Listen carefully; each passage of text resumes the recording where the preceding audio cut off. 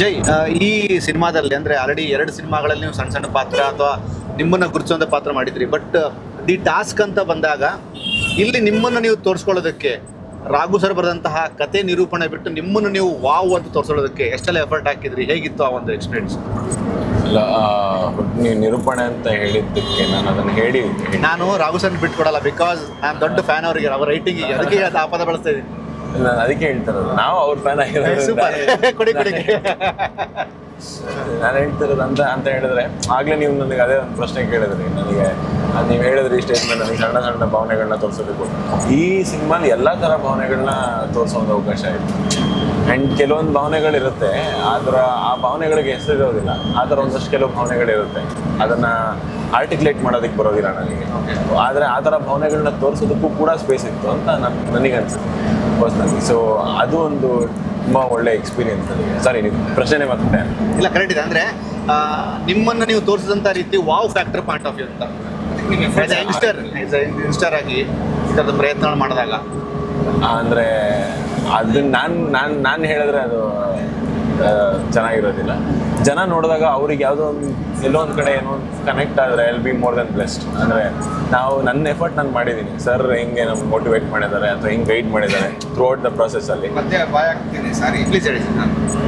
ಜಯಸೂರ್ಯ ಆಗಿರ್ಬೋದು, ಸಾಗರ್ ಆಗಿರ್ಬೋದು, ಇಲ್ಲಿ ಒಂದು ಇಬ್ಬರಿಗೂ ಮನೆಯವ್ರ ಕಡೆಯಿಂದ ಸಪೋರ್ಟ್ ಇದೆ. ಫ್ಯಾಮಿಲಿಯಿಂದ ಎಷ್ಟೇ ಸಪೋರ್ಟ್ ಇದ್ರು ಅವರು ಪ್ರಯತ್ನ ಮಾಡಿದೆ, ನಟರು ಪ್ರಯತ್ನ ಮಾಡಿದೆ, ಯಾವುದನ್ನು ಅಚೀವ್ ಮಾಡೋಕ್ಕಾಗಲ್ಲ. ಸೊ ಆ ನಿಟ್ಟಿನಲ್ಲಿ ಸಾಗರು ಈ ಹಿಂದೆ ನಾನು ಅವರು ಒಟ್ಟಿಗೆ ಕೆಲಸ ನಾವೇನು ಹೇಳ್ತೀವಿ ಅದನ್ನು ಚಾಚು ತಪ್ಪದೆ ಮಾಡುವಂಥ ಶಿಸ್ತಿನ ನಟರು. ಜಯಸೂರ್ಯ ನಾನು ಒಟ್ಟಿಗೆ ಅಂದರೆ ಕಾಂಬಿನೇಷನಲ್ಲಿ ಆ್ಯಕ್ಟ್ ಮಾಡಿಲ್ಲ, ಬಟ್ ಒಟ್ಟಿಗೆ ಭೀಮಾದಲ್ಲಿ ಆ್ಯಕ್ಟ್ ಮಾಡಿದ್ವಿ. ಅದಕ್ಕೂ ಮುಂಚೆ 2021ರಲ್ಲಿ ರಾಜೇಶ್ ಸರು ಕೋವಿಡ್ ರಿಲೇಟೆಡ್ ಒಂದು 3 ಸೋಷಿಯಲ್ ಕಾಸ್ ಇರುವಂಥ ಒಂದು ಶಾರ್ಟ್ ಫಿಲ್ಮ್ಗಳನ್ನ ಮಾಡೋಣ, ಅವರ ರಾಜಲಾಂಛನ NGOದಿಂದ ಮಾಡೋಣ ಅಂದಾಗ ಸೊ ಆ ಕೋವಿಡ್ ರಿಲೇಟೆಡ್ 3 ಶಾರ್ಟ್ ಫಿಲ್ಮ್ಸ್ ಮಾಡಿದ್ವಿ. 3 ಶಾರ್ಟ್ ಫಿಲ್ಮ್ಸಲ್ಲಿ ಜಯಸೂರ್ಯನು ಒಂದು ಶಾರ್ಟ್ ಫಿಲ್ಮಲ್ಲಿ ಮುಖ್ಯ ಪಾತ್ರ ಮಾಡಿದ್ವಿ. ಸೊ ಇಬ್ಬರ ಜೊತೆ ನಾನು ಏನು ಕೆಲಸ ಮಾಡಬೇಕು, ಹೇಗೆ ಕೆಲಸ ಮಾಡಬೇಕು, ಇವರಿಂದ ಏನನ್ನ ಎಕ್ಸ್ಟ್ರಾಕ್ಟ್ ಮಾಡಬೇಕು ಅನ್ನೋ ಕಲ್ಪನೆ ಮುಂಚೆನೇ ಇತ್ತು. ಸೊ ಅದಕ್ಕೆ ತಕ್ಕನಂಗೆ ನಾವೇನು ಕತೆ ಮಾಡೋಕ್ಕೆ ಶುರು ಮಾಡಿದ್ವಿ ಅವಾಗಿಂದನೇ ಇವ್ರಿಗೆ ಪ್ರಿಪ್ರೇಷನ್ಸ್ಗೆ, ಅಂದರೆ ಇದೊಂದು ಆ್ಯಕ್ಷನ್ ಥ್ರಿಲ್ಲರ್ ಆಗಿರೋದ್ರಿಂದ ಇವ್ರಿಗೆ ಫಿಸಿಕಲ್ ಟ್ರೈನಿಂಗ್ ಆಗಿರ್ಬೋದು, like film stunts and workout, ಇದ್ರ ಜೊತೆಗೆ ನಾವು ವರ್ಕ್ಶಾಪ್ ಮಾಡ್ತೀವಿ. ನಮ್ಮ ಸ್ಕ್ರಿಪ್ಟ್ ಆಲ್ರೆಡಿ ನಮಗೆ ಸ್ಕ್ರಿಪ್ಟ್ ನಮ್ಮ ತಲೆಗೆ ಬರ್ತಿದ್ದಾಗೆ ಜಯಸೂರ್ಯ, ಸಾಗರ್ ಮತ್ತು ನಮ್ಮ ಶ್ರೀಲಕ್ಷ್ಮಿ 3 ಜನ ಸ್ಕ್ರಿಪ್ಟ್ ಇಟ್ಕೊಂಡು ರಿಹರ್ಸಲ್ಸ್ ಮಾಡೋದು, ವರ್ಕ್ಶಾಪ್ ಮಾಡೋದು, ಆ್ಯಕ್ಟಿಂಗಿನ ಬೇರೆ ಬೇರೆ ವಿಷಯಗಳ ಬಗ್ಗೆ ಚರ್ಚೆ ಮಾಡೋದು, ಈ ಥರದನ್ನೆಲ್ಲ ರೆಗ್ಯುಲರ್ ಆಗಿ. ಅಂದರೆ ನಾವು ಶೂಟಿಂಗ್ ಹೋಗೋದ್ರೊಳಗಡೆ ನಾವು ನಮಗೆ ಆ ಪಾತ್ರಕ್ಕೆ ಏನು ಬೇಕು ಆ ಮೋಲ್ಡ್ ಮಾಡೋಕ್ಕೆ ಸಾಕಷ್ಟು ಇಬ್ಬರು ತುಂಬ ಎಫರ್ಟ್ ಹಾಕಿದ್ರು, ಜಯಸೂರ್ಯ ಆಗಲಿ ಸಾಗರ್ ಆಗಲಿ. ಜಯಸೂರ್ಯ ಅಂದರೆ ಯೂಶಲಿ ಒಬ್ಬ ಕಲಾವಿದನಿಗೆ ಒಂದು ಪಾತ್ರನ ಮಾಡಬೇಕಾದ್ರೆ ನನ್ನ ಪಾತ್ರ ಇಷ್ಟು ನಿಮಿಷ ಇರುತ್ತೆ, ಫಾರ್ ಎಕ್ಸಾಂಪಲ್ 10 ನಿಮಿಷ ಇರುತ್ತೆ, 20 ನಿಮಿಷ ಇರುತ್ತೆ, ಆ ಮೈಂಡ್ ಸೆಟ್ಟಲ್ಲಿ ಕೆಲಸ ಮಾಡುವಂತಹ ವಿಚಾರ ಬೇರೆ ಆಗುತ್ತೆ. ಬಟ್ ಇಲ್ಲಿ ಫುಲ್ ಫ್ಲೆಜ್ ಆಗಿ ನೀವು ಸಾಗರ್ ಇದ್ದೀರಿ. ಇಲ್ಲಿ ನಿಮ್ಮ ತಲೆಯಲ್ಲಿ ಓಡ್ತಾ ಇರುತ್ತೆ, ಕತೆ ಕೇಳಿದ್ದೀನಿ, ಕತೆ ಈ ಥರ ಡೈರೆಕ್ಷನ್ ರಾಘು ಸರ್ ಮಾಡ್ತಿದ್ದಾರೆ, ಇದಕ್ಕೆ ನಾನು ಫುಲ್ಫಿಲ್ ಮಾಡಬೇಕಂದ್ರೆ ನನ್ನಲ್ಲಿ ಒಂದು ಜೀಲ್ ಆಚೆ ಬರಬೇಕು. ಆ್ಯಸ್ ಅ ಕಲಾವಿದನಾಗಿ ತುಂಬ ಸೂಪರ್ ಸ್ಟಾರ್ಗಳನ್ನು ನೋಡಿ ನಿಮ್ಮಲ್ಲಿ ಒಂದು ಆ ಎನರ್ಜಿ ಪಾಸ್ ಆಗಿರುತ್ತೆ. ಆ ಮೈಂಡ್ ಸೆಟ್ಟೆಲ್ಲ ಹೇಗಿತ್ತು ಸೆಟ್ಟಲ್ಲೆಲ್ಲ? ನನಗೆ ಇದ್ದಿದ್ದು ಒಂದು ಅಲ್ಟಿಮೇಟ್ಲಿ ನಾನು ಜಾಸ್ತಿ ಹೋಗಿ ಹಿಂಗೆ ಬಂದಿದೆ ಅಂತ ನಾನು ನೋಡ್ತಿರ್ಲಿಲ್ಲ. ಸರ್ ಮುಖನೇ ಫಸ್ಟ್ ನೋಡ್ತಾ ಇದ್ದೆ. ಸರ್ ಓಕೆ ಅಂದರೆ ಓಕೆ ಆ ಥರ.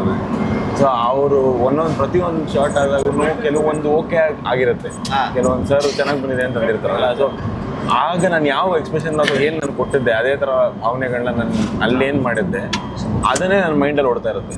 ಓಕೆ, ಅವತ್ತು ನಾನು ಹಿಂಗೆ ಮಾಡಿದ್ದು ಅದನ್ನು ರಿಜಿಸ್ಟರ್ ಮಾಡ್ಕೊಂಡಿರ್ತೀನಿ, ಅಲ್ಲಿ ನಾನು ಇದು ಇಷ್ಟ ಆಗುತ್ತೆ. ಸೊ ನೆಕ್ಸ್ಟ್ ಅದನ್ನೇ ರಿಪೀಟ್ ಮಾಡ್ತೀನಿ ಅಷ್ಟೇ. ಸೊ ಆ್ಯಂಡ್ ಸಿಚುವೇಶನ್ ಬೇಸ್ಡ್ ಏನು ಎಮೋಷನ್ ಎಮಿಟ್ ಮಾಡಬೇಕು ಅದನ್ನು ಮಾಡ್ತೇನೆ. ಸಿಂಪಲ್. ನೀವು ಹತ್ರ ಚೆನ್ನಾಗಿ ಮಾತಾಡ್ತಿದ್ದೀರ ಮಾತಾಡ್ತೀನಿ. ಸೊ ಆ ಥರ ಸರ್ ಹೇಳಿರ್ತಾರೆ, ಅಂದರೆ ಈ ಸಿಚುವೇಶನ್ ಈ ಥರ ಇದೆ, ಈ ಬೇಸಿಸ್ ಏನು ತಲುಪಿಸ್ಬೇಕು ಆಡಿಯನ್ಸ್ಗೆ ಈ ಥರ ಅಂತೇಳಿ. ಸೊ ನಮ್ದೇನು ಎಫರ್ಟ್ ಇದೆ ಅದನ್ನು ನಾವು, ಅಥವಾ ನಾವೇನು ಕ್ರಿಯೇಟಿವಿಟಿ ಅದನ್ನು ಯೂಸ್ ಮಾಡಿ.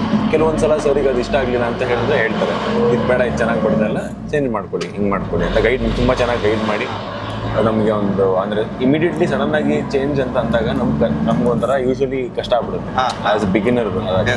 ಬಟ್ ತುಂಬ ಕಾಮಾಗಿ ನಮ್ಗೆ ಅದನ್ನು ಹೇಳ್ಕೊಟ್ಟು, ತುಂಬ ಕಾಮಾಗಿ ಏನು ಹೇಳಿಲ್ಲ ನಾನು. ಸೊ ಸುಳ್ಳು ಹೇಳ್ತಾ ಇದ್ದಾರೆ. ನಮಗ್ ಗೊತ್ತು ರಾಘು ಸರ್ದು ನೀವ್ ಹಂಗೆಲ್ಲ ಕಾಮಗೆ ಅಂತ ಹೇಳಿದ್ರೆ ವರ್ಕ್ ಪ್ರೆಷರ್. ಡೆಫಿನೆಟ್ಲಿ ಕಾಮಗೆ ಅಂತ ಹೇಳಿದ್ರೆ ಆತರ ಅಲ್ಲ. ಅದೇ 7 ಗಂಟೆಯಲ್ಲಿ ಎಲ್ಲ ಶೂಟಿಂಗ್ ಮುಗಿದ್ಮೇಲೆ ಕಾಮಾಗೆ ಶೂಟಿಂಗ್ ಸ್ಪಾಟ್ ಅಲ್ಲೆಲ್ಲ ಅವ್ರಿಗೂ ಕಾಮನೆ ಹಾಕಿರಲ್ಲ. Full stop. ಅಲ್ಲಲ್ಲ ಇನ್ನೊಂದು ನಾನ್ ಸ್ಟಾಪ್. ಸರ್ ಮೊನ್ನೆ ಸ್ಟೇಜ್ ಮೇಲೆ ಮಾತಾಡ್ಬೇಕಾದ್ರೆ ಜಯಸೂರ್ಯ ಧ್ವನಿ ಬಗ್ಗೆ ಮಾತಾಡಿದ್ರು ಸರ್. ಅಂದ್ರೆ ತುಂಬಾ ರೇರ್ ಧ್ವನಿಗಳ ಬಗ್ಗೆ ಮಾತಾಡ್ತಾರೆ. ಫಾರ್ ಎಕ್ಸಾಂಪಲ್ ಸುಂದರ್ ಕೃಷ್ಣ ಅವ್ರ ಬಗ್ಗೆ, ಅಂದ್ರೆ ನಾನು ಕಂಡಂತ ಸತ್ಯ ಸುದೀಪ್ ಸರ್ ಬಗ್ಗೆ, ಇನ್ಕ್ಲೂಡಿಂಗ್ ಶ್ರೀನಗರ್ ಕಿಟ್ಟಿ ಅವ್ರ ಬಗ್ಗೆ. ಅಂದ್ರೆ ಅವರು ನಟನೆ ಜೊತೆಗೆ ಆ ಧ್ವನಿ ಮೂಲಕನೇ ಗುರುತಿಸ್ಕೊಳ್ತಾರೆ. ಈ ಧ್ವನಿನ ಹೇಗೆ ಯೂಸ್ ಮಾಡ್ಕೊಂಡ್ರಿ ಸಿನಿಮಾದಲ್ಲಿ? ಕೆಲವೊಂದು ಸೀಕ್ವೆನ್ಸ್ಗಳಿದೆ, ಥಿಯೇಟರ್ ಅಲ್ಲಿ ಎಕ್ಸ್ಪೀರಿಯನ್ಸ್ ಮಾಡಿದ್ರೆ ಗೊತ್ತಾಗುತ್ತೆ. ಅಂದ್ರೆ ವಾಯ್ಸ್ ಒಂದು ವ್ಯಾಲ್ಯೂನ ಆ್ಯಡ್ ಮಾಡುತ್ತೆ ಓಕೆ ನಟರಿಗೆ.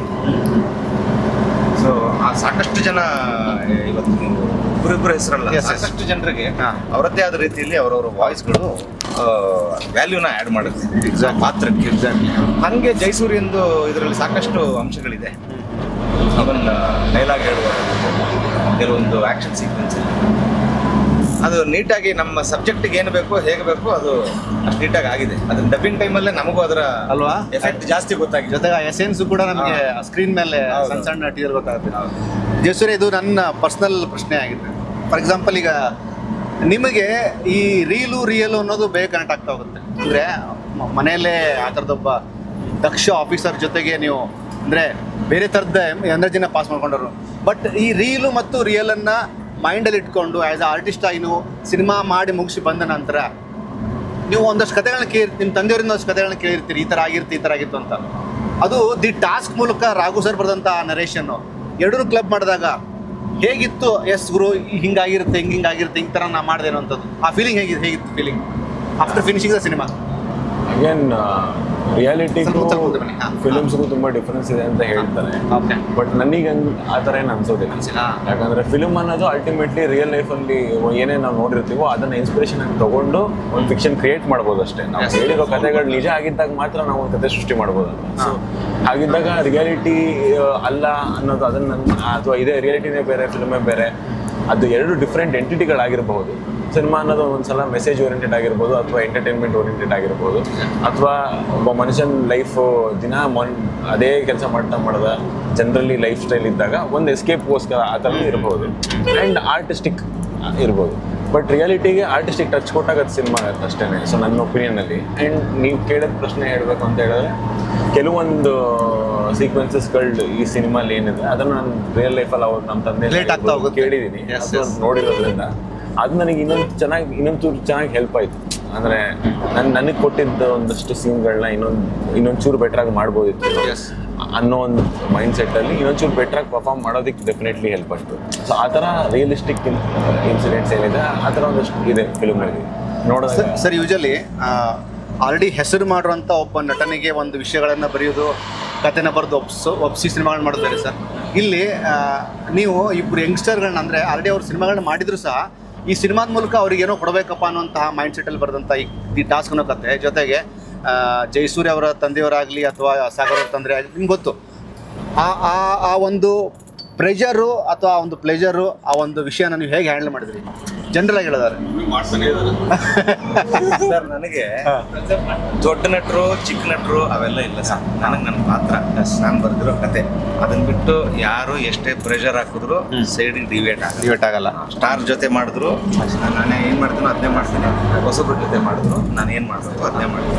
ನನಗೆ ಯಾವುದು ಕನ್ವಿನ್ಸ್ ಆಗುತ್ತೆ. ಯಾಕಂದ್ರೆ ನಾನು ಅಲ್ಟಿಮೇಟ್ ಅಂತ ಹೇಳ್ತಾ ಇಲ್ಲ.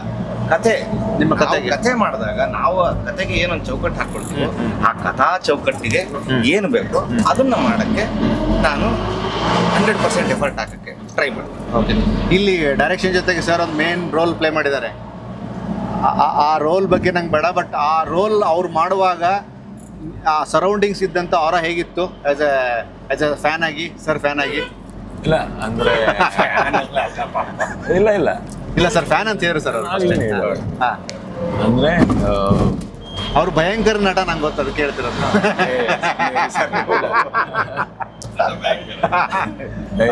ಒಂದು ಡೈರೆಕ್ಟರ್ ಆಗಿ director captain of the ship ಅಂತ ಏನು ಅದಿದ್ದಾಗ, ಬರೀ ಡೈರೆಕ್ಟರ್ ಆಗಿದ್ದಾಗೆ ಅಷ್ಟು ಪ್ರೆಷರ್ ಇರೋದ್ರಿಂದ, ಇಡೀ ಸೆಟ್ಟನ್ನು ಮ್ಯಾನೇಜ್ ಮಾಡಬೇಕಾಗಿರೋ ಪ್ರೆಷರ್ ಇರೋದ್ರಿಂದ ಅಗೇನ್ ಪಾತ್ರ ಅಂತ ಬಂದಾಗ ಇನ್ನೂ ಪ್ರೆಷರ್ ಜಾಸ್ತಿ ಇರುತ್ತೆ. ಆದರೆ ಅವ್ರ ಪಾತ್ರ ಮಾಡುವಾಗ ಎಲ್ಲೂ ಆ ಪ್ರೆಷರ್ನ ತೋರಿಸ್ಲಿಲ್ಲ. ಒಳಕ್ಕಿರುತ್ತೆ ಪ್ರೆಷರು, ಇಷ್ಟೆಲ್ಲ ಹ್ಯಾಂಡಲ್ ಮಾಡಬೇಕಾಗತ್ತೆ ಅಂತ, ಬಟ್ ಅದನ್ನೆಲ್ಲೂ ತೋರಿಸ್ತಿಲ್ಲ, ಯಾಕಂದ್ರೆ ಆ ಪಾತ್ರಕ್ಕೆ ಎಫೆಕ್ಟ್ ಆಗಬಾರ್ದು ಅಂತ ಹೇಳಿ. ಸೊ ಅದನ್ನ ನಾವು ನೋಡಿದಾಗ ಆ್ಯಂಡ್ ತುಂಬ ಹತ್ರದಿಂದ ನಾನು ನೋಡಿದ್ದು ಸರ್ ಪರ್ಫಾರ್ಮೆನ್ಸ್ ಎಲ್ಲ. ಸೊ ಅದೆಲ್ಲ ನೋಡಿದಾಗ ನನಗೊಂಥರ ಖುಷಿ ಆಯ್ತು ತುಂಬ, ಅಂದರೆ ಇನ್ಸ್ಪೈರ್ ಆಯಿತು ಹಂಗೆ ಹೇಳಿ. ಯಾಕಂದ್ರೆ ಅಷ್ಟೊಂದೆಲ್ಲ ಮ್ಯಾನೇಜ್ ಮಾಡಬೇಕು, ಆ್ಯಕ್ಟಿಂಗು ಮಾಡಬೇಕು, ಡೈರೆಕ್ಷನು ಮಾಡಬೇಕು, ಅಷ್ಟೆಲ್ಲ ಇದ್ದಾಗ ಕೂಡ ಬ್ಯಾಲೆನ್ಸ್ ಮಾಡೋದು ಇದೆಲ್ಲ. ಸೊ ಅದು ತುಂಬ ಇನ್ಸ್ಪಿರೇಷನಲ್ ಆಗಿ ನನಗೆ ಕನೆಕ್ಟ್